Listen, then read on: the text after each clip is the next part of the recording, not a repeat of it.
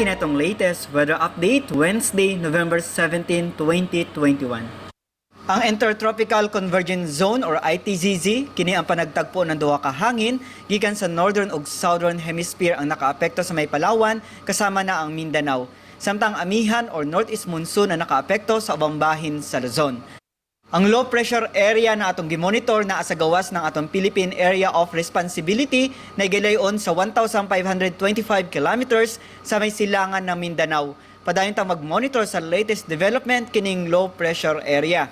Ang weather conditions sa tibuok Visayas kasama na Occidental Mindoro makasinati ng panagsama panganuron ngadto na sa madag-umon na kalangitan gawas ini na ay mga patak-patak na mga pag-uwan ug kini mga localized na mga pagpanugdog og kilat.